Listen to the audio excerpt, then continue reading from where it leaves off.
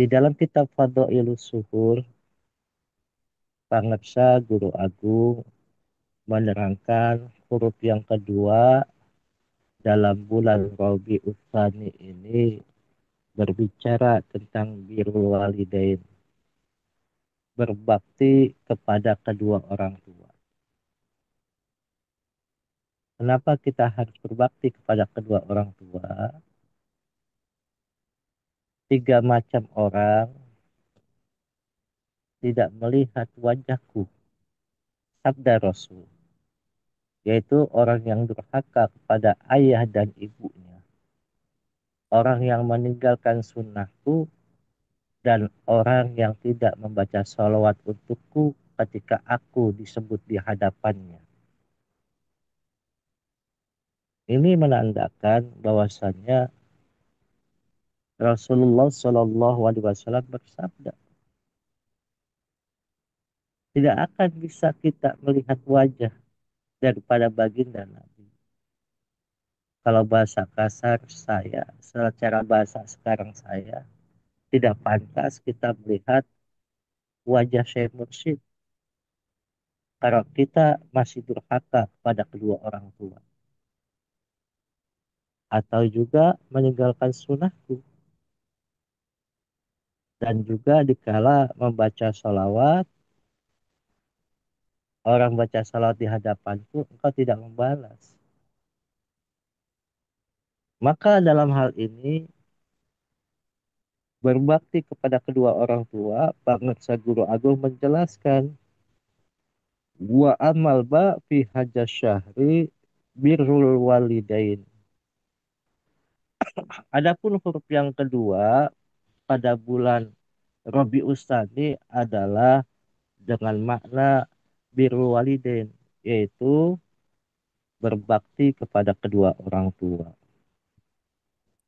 Maka Allah Subhanahu wa taala dalam kitab ini menjelaskan dalam surat Al-Baqarah ayat 21, Allah Subhanahu wa taala berfirman, A'udzubillahi minasyaitonirrajim. Ya ayuhan nasu ubudu rabbakumul ladzi khalaqakum walladzi min qablikum la'allakum tattaqun. Wahai manusia, sembahlah Tuhanmu yang telah menciptakan kamu dan orang-orang yang sebelum kamu agar kamu bertakwa. Di sini Allah meminta kita bagaimana kita diperintah oleh Allah untuk berbakti kepada orang sebelum kamu. Berarti sebelum kamu itu siapa? Orang-orang yang melahirkan kamu. Baik melahirkan sifatnya secara jasmaniah maupun secara ruhaniah. Ini di sini, kalau engkau tidak begitu, engkau tidak menyembah Tuhanmu secara pasti. Maka dikatakan bahwasannya ridho Allah karena ridho kedua orang tua. Murka Allah karena murka kedua orang tua. Di sini kedua orang tua bisa diartikan ayah ibu. Tapi kedua orang tua bisa diartikan orang tua batin dan orang tua lahiriah. Maka kalau kita melanggar apa yang disampaikan oleh baginda Nabi dari Allah Subhanahu wa taala, itu akan menjadi orang-orang yang tidak menjalankan perintah Allah. Dalam riwayat Imam Tabrani dari Ibnu Amru, ridho Tuhan dan ridho kedua orang tua dan murka Tuhan dalam kemarahan kedua orang tua. Maka Nabi Shallallahu Alaihi Wasallam mengatakan, biru abaakum tabirukum abnaukum wa ifu ta'ifu nisaukum. Berbaktilah kepada ayah bundamu, niscaya anak-anakmu berbakti kepadamu. Dan janganlah mengganggu istri orang lain, niscaya istrimu akan memelihara dirimu. Ini ada feedback. Para guru aku mengatakan, kalau ingin menjadikan anak kita anak yang soleh, kita dahulu yang soleh. Kalau kita mengajarkan untuk beramal, kita beramal dahulu sebagai orang tuanya. Supaya apa? Bukan hanya secara lisan saja kita memerintah, tetapi kita melakukan. Itulah sebaik-baiknya iman. Kita mengucapkan, hati menyatakan, dan dilakukan dengan perbuatan kita. Tidak bakal seorang anak bisa menjadi anak yang soleh atau solihah kalau tidak dicontohkan oleh kedua orang tuanya.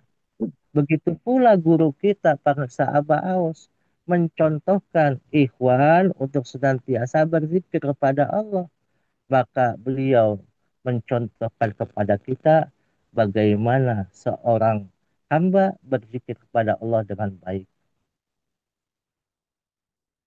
Maka Nabi Muhammad SAW dalam kitab Tanqihul Qaul dia mengatakan, barang siapa di waktu pagi mempunyai ayah dan ibu atau salah satunya yang ridho kepadanya, maka dibukakan baginya pintu-pintu surga. Dan barang siapa di waktu sore mempunyai ayah dan ibu atau salah satunya yang marah kepadanya, maka dibukakan baginya pintu-pintu neraka jahanam. Ini menandakan bagaimana kita berusaha untuk memberikan kesenangan kepada orang tua kita, baik orang tua lahiriah maupun orang tua batiniah. Maka kita harus betul-betul bisa memberikan kesenangan, memberikan kenyamanan kepada mereka semua. Dalam hal ini, kita diperintah oleh Allah untuk menjadi hamba-hamba Allah yang betul-betul bisa melaksanakan. Bagaimana kita melakukan sesuatu itu sesuai dengan koridor, sesuai dengan petunjuk Al-Quran dan hadis, dan petunjuk pada guru-guru kita yaitu para sahabat. Di zaman Rasulullah Shallallahu Alaihi Wasallam, Allah contohkan bagaimana seorang laki-laki yang bernama Alqamah. Ia orang yang giat beribadat dan banyak bersedekah. Mungkin di kalangan kita selaku ikhwan akhwat, banyak orang yang ahli ibadah, ahli sedekah. Tapi dia melalaikan ibunya. Ini dicontohkan.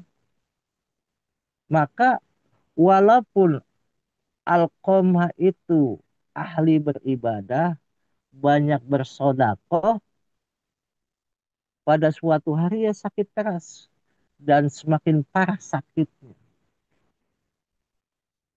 Kemudian istrinya mengutus orang kepada Nabi Shallallahu Alaihi Wasallam dan utusannya itu bersama istrinya berkata, ya Rasulullah, suamiku sedang menghadapi ajalnya. Aku ingin memberitahu kepadamu tentang keadaannya. Maka baginda Nabi Muhammad Shallallahu Alaihi Wasallam berkata kepada para sahabatnya, bawalah kami padanya.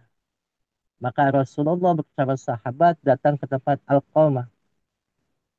Ketika mereka masuk kepadanya, Nabi Shallallahu Alaihi Wasallam bersabda, Hai Al-Qamah, bagaimana engkau lihat keadaanmu? Namun Al-Qamah tidak bicara, diam saja. Ketika melihatnya tidak bicara, Nabi Shallallahu Alaihi Wasallam,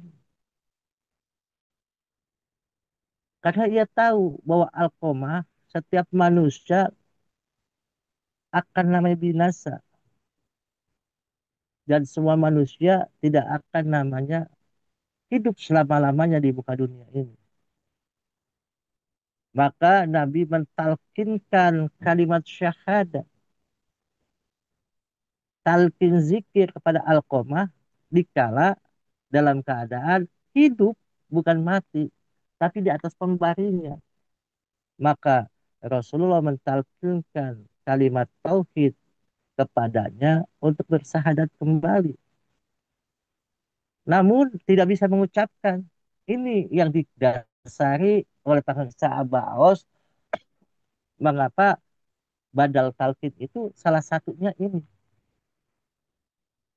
Orang itu tidak bisa mengucapkan apa-apa, tidak bisa berbicara apa-apa, atau tetangga kita yang berlainan dengan nama nasab dan kita, yang mereka baik ataupun buruk, dibadalkan talqin. Supaya apa?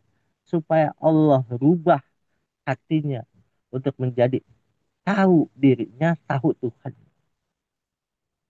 Maka baginda Nabi mengulanginya lagi beberapa kali. Namun ia tidak bicara. Makalah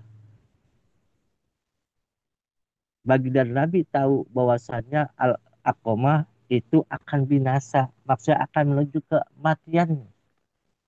Kemudian Nabi Shallallahu Alaihi Wasallam berkata kepadanya, Hai ibu Alqomah, bagaimana keadaan Alqomah? Maka ibunya Alqomah menjawab, Ya Rasulullah, ia berpuasa, mengeluarkan sedekah, dan juga berzakat, dan juga sholat. Ia melakukan semua kebaikan, tetapi aku marah kepadanya karena ia melebihkan istrinya daripada ibunya.